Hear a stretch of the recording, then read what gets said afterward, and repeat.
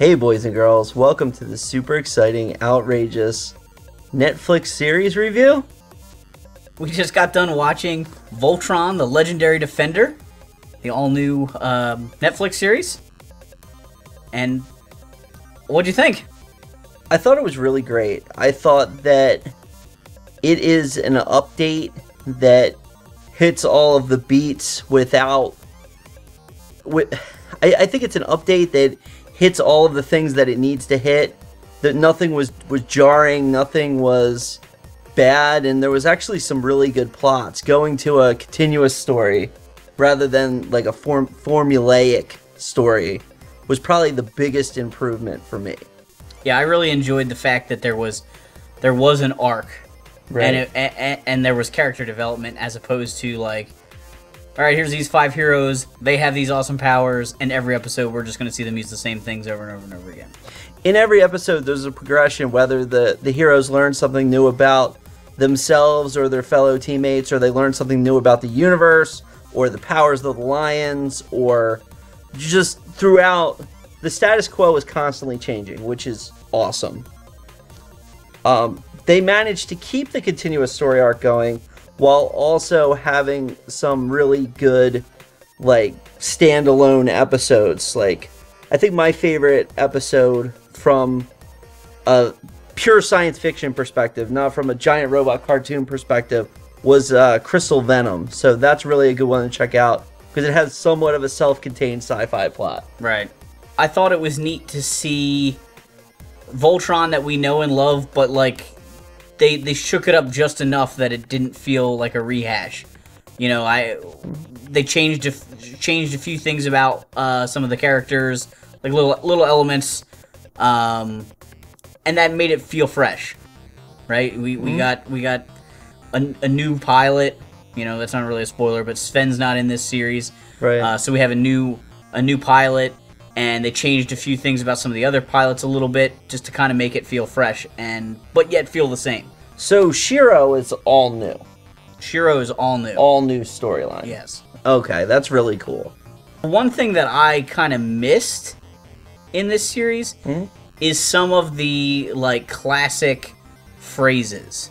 Right. And, like, I mentioned to Ryan at one point, because these kind of shows are famous for the stock footage. You know, the stock transformation. And I always, as a kid, got hyped by some of those things.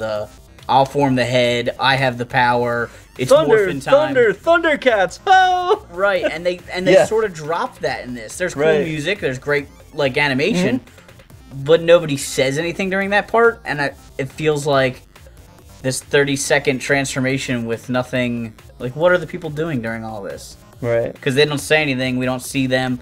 So I missed that. I did like, though, that they brought the split-screen element of that old transformation segment into other parts of the show.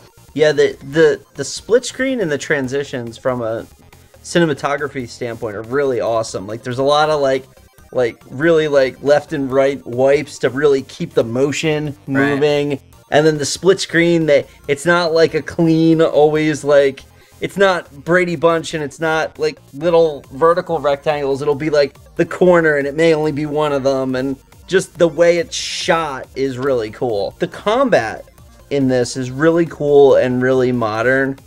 It's still, you know, fighting robots. Right. You only see the human or the alien enemies like in the interiors of ships.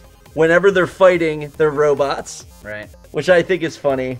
One of the things that they changed from the original series was just the sheer amount of aliens that are out there. Right. You really get the idea that this universe, it's not even a galaxy, that the universe is full of different races doing different things. And the only human, really, characters are the bad guys and the good guys. Well, and even the bad guys aren't really human. They're like their own... Humanoid, yeah. Yeah, they're the most human. Right. I guess the big elephant in the room is that, you know, without going into the story is that, and probably the most difficult thing about it is that there are far more questions than answers. Right, and I think that they're really hoping to have multiple seasons. This show is made by the people that did Avatar: The Last Airbender. Right. So they're used to having this big, long, massive story. Right. And so they have 12 episodes here. Yeah. You know, they're definitely planting seeds that you're not like, oh my god, I can't sleep tonight without knowing these answers. But they've planted a lot of seeds for other stuff. I definitely think that there's a Marvel level of universe building. Yeah. In this. There is a lot. Right? They're giving you just, if the story that they're capable of telling is this big, they're giving you like that much.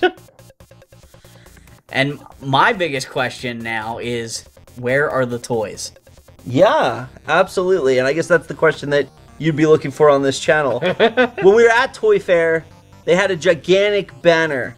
Just the Playmates, logo. the logo. And we asked them about it, and they're like, all we can tell you is that's the logo. Yeah. And we're like, okay.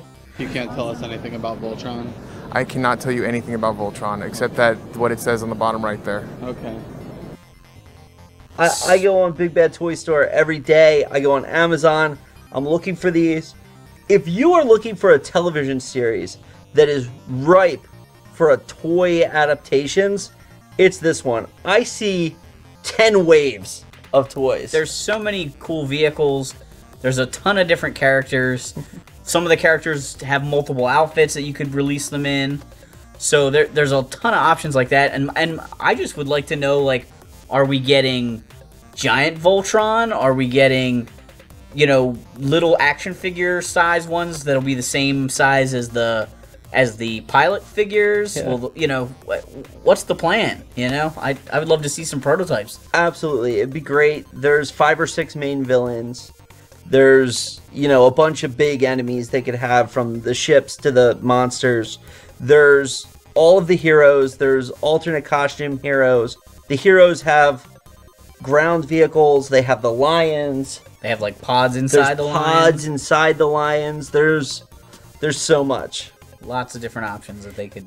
And if they come out with the figures, there's the opportunity for a lot of accessories.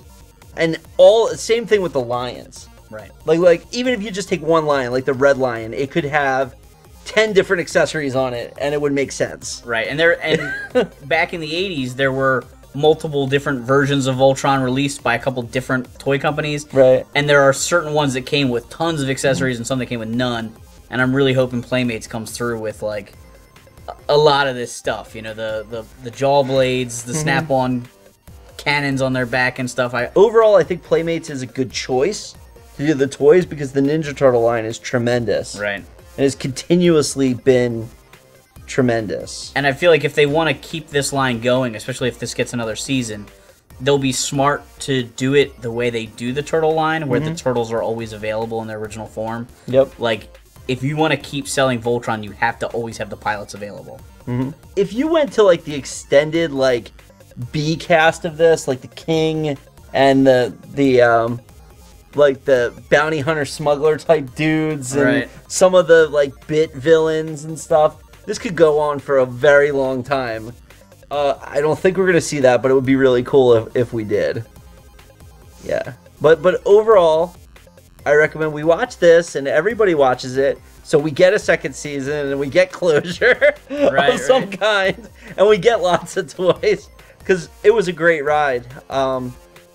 I felt like we were able to predict a lot of things that happened, but not necessarily because the show is super predictable, Right. but because they kind of dropped you little breadcrumbs to keep you interested. Yeah, I mean, the show is predictable, but it's only predictable if you're paying attention. Right. And it's not like, oh, they're going to follow this trope. In fact, a lot of times they subvert the tropes. There was just a little bit of foreshadowing here and there that made you go, oh, Yeah. you know, like something was introduced or something was said, and if you were paying attention, you know, an episode later, you're like, oh, right, well, Yeah. that thing was missing, or they had this thing, or whatever, you know.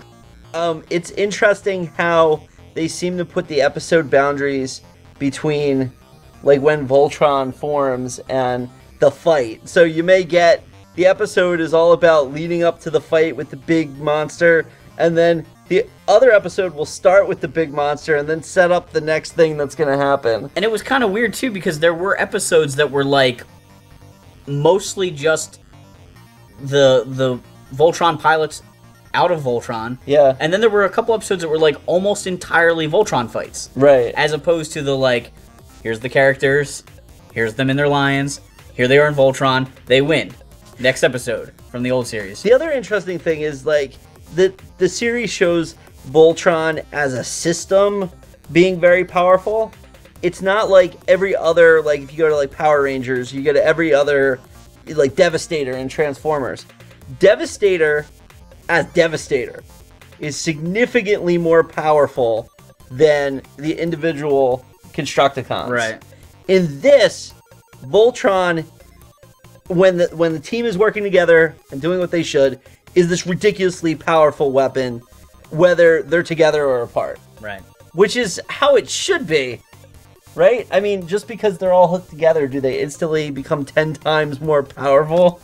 No. But the storyline is a whole lot about the pilots' relationship to Voltron. If the pilots have awful relationships to Voltron and themselves, then it stinks. If they're all working together and working with the lions and they have this, like, emotional bond, then it's like this apocalyptic death weapon that nobody can go up against. This is a show about trust and honesty. Yeah, there's a lot of morals in it, kind of like the way a lot of 80s TV shows were, But it's not in your face. It's not like the power is yours. You know, it's not like in today's that. episode, we learned about honesty. Yeah, it's not like they cut to the end and they're like, you know, you shouldn't litter.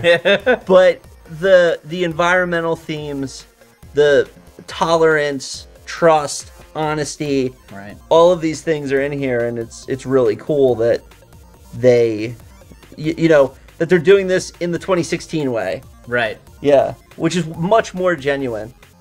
Thanks for watching this super exciting, outrageous TV show review.